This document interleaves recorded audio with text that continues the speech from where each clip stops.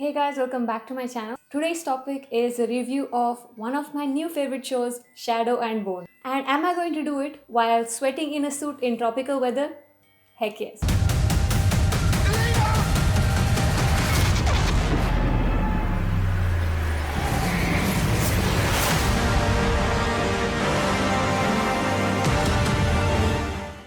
I'm going to start off by saying that I kind of love this show and I haven't liked a fantasy series in a long time. With the last one being a dumpster fire and everything.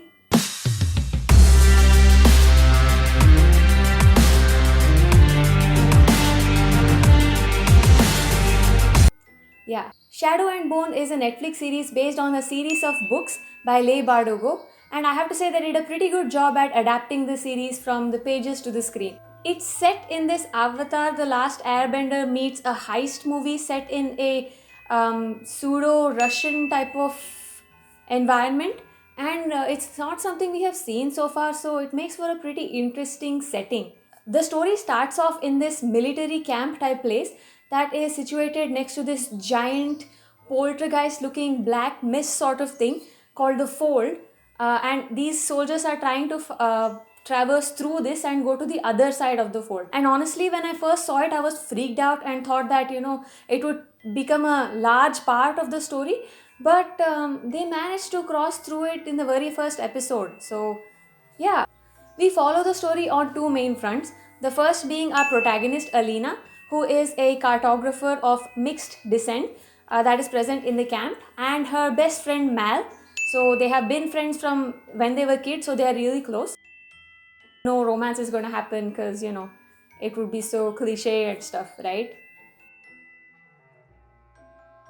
And the second is this cool group of misfits who happen to be my favorite of the show. And the leader of this small crew is Kaz Becker, who I am dressed as today. And he is my favorite character in the stories because he is all brains and almost no brawn.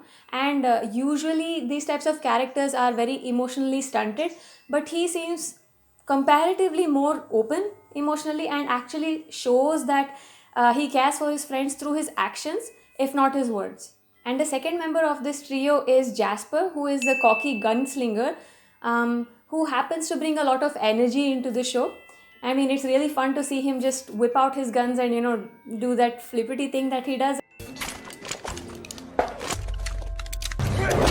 And he is a really good shot, let me tell you. And his character kind of reminds me of Zenitsu from Demon Slayer, where both of these characters are extremely cowardly and afraid, but when the moment to fight comes around, they are completely in their element and they find their concentration from somewhere and are absolutely killer at what they do. And the next character in this trio is Inej, who is Batman. I mean, I'm not kidding, guys. Like, she lurks around in the shadows, wears mostly black, and has a principle of never killing anyone. Sound familiar?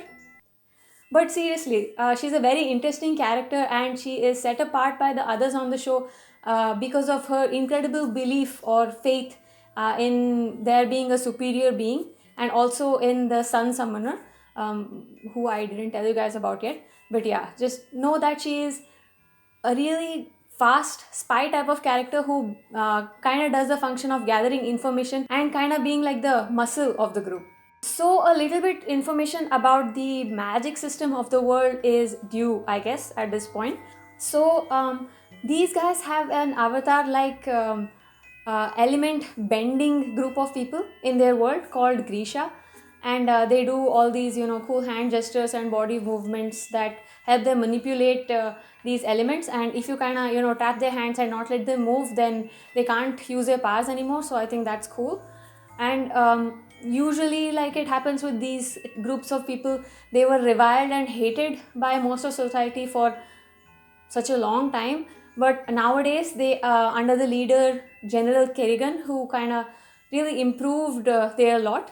They live inside this fancy place called the Little Castle, which is kind of freaking huge, but I guess the standards of royals are kind of unimaginable to us. Anyway, I'm sidetracking. So yeah, these guys live in the little palace where they train, live, meet other Grisha, and kind of hone their skills and then work for the country that they live in. Wow, it was not a good idea to wear a suit in this weather, but hey, What can you do? Anyway, moving on. I mean, they don't show us this guy's face for the longest time, and when someone says general, you expect it to be a very old looking dude usually, and well, surprise, surprise that it turned out to be Prince Caspian of all people. But I guess I was right about the old part because he happens to be 540 years old. And yet, somehow still manages to be the third end of the love triangle between Mal, Alina, and himself. Despite her being around 17 in the Shadow and Bone book. So, this guy becomes the main villain, if you will, of the story eventually when we discover that he is the one who actually created the fold in the first place and turns out to be this really evil figure in their lore called the Darkling.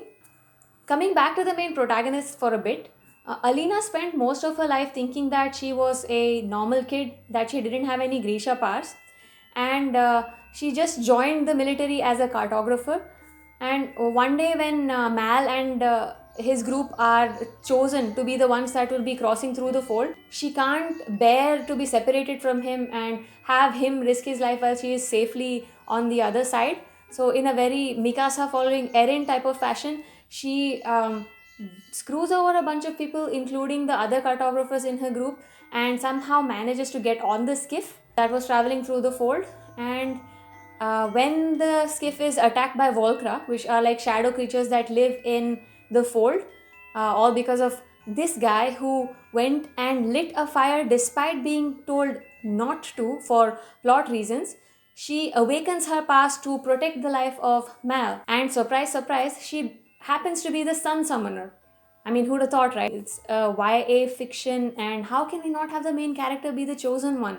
It's not like, we could make her a real underdog who doesn't have powers and has to make it in the real world where everyone else has power, right? Anyway, after discovering that she was a Sun Summoner, she is taken to the little palace where she grows up with other Grisha and learns how to develop her own powers with some really hellish training from Bagra, who kind of happens to be this old dude's mother. I mean, she happens to be the Darkling's mother. Apparently, because of their abilities, if they keep using their powers, they remain younger. That was interesting. To be honest, I don't actually like the character of Alina all that much.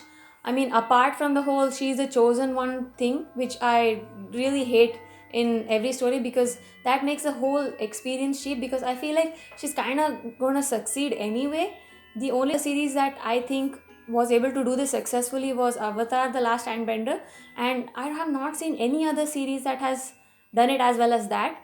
But if you guys have seen any, then just let me know in the comments, I guess, because I'm immediately put off by chosen one stories, and I wish people would come up with more creative storylines. But that is not the main reason why I wasn't able to relate to Alina that much. Well, firstly, even though most of her cartographer friends actually died because of her plan to go on the skiff, she didn't really show any remorse about that.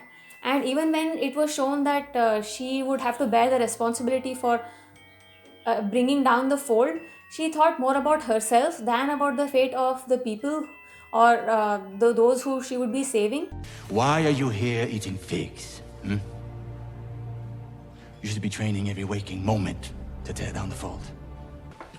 How many more Ravkin children need to be orphaned to this war because you are afraid to face the truth? And I guess it's not necessary that the protagonist is likable always, but if the author's goal was to make her unlikable, well, then she succeeded. Apart from that, for someone with, like I previously said, a Mikasa like obsession with her friend Mal, she got over him pretty freaking quick when she was in the palace. I mean, it was really abrupt the way it happened. Like one day she was like, oh no, like I don't want to be in this life. Oh, I'm going to write letters to Mal. And then suddenly she was like, hey, Darkling, I'm going to wear your colors now all of a sudden. So yeah, that was really abrupt, and I think that could have been handled better. But the story goes pretty well, and the world is very interesting, and I like anything that has elemental powers, and it's pretty cool the way they use their hand gestures to control this stuff. But I have to say, if the story was just about Alina, Mal, and the Darkling Triangle, I wouldn't be interested in it. And the show was made interesting for me because I was cheering for the actual underdogs, that is Kaz and his crew. Also, I have to say that this is a rare fantasy series that is set in pre-modern times that has a somewhat egalitarian society. I mean, at least gender-wise, because racism, that shit is rampant. I mean, for you to understand what I'm talking about, take a look at this scene.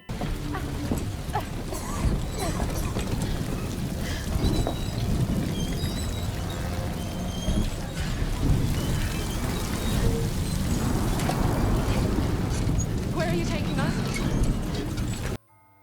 I was so sure the whole time that this lady was about to get raped because abusing women is such a prominent part of fantasy stories. I know that some of you are like, hey, it's realistic, like, women used to get raped back then and stuff. But this is a world that literally has dragons, people whose faces can change, they have literal magical powers. But you want realism? Do you know what is realistic? Armpit hair on women.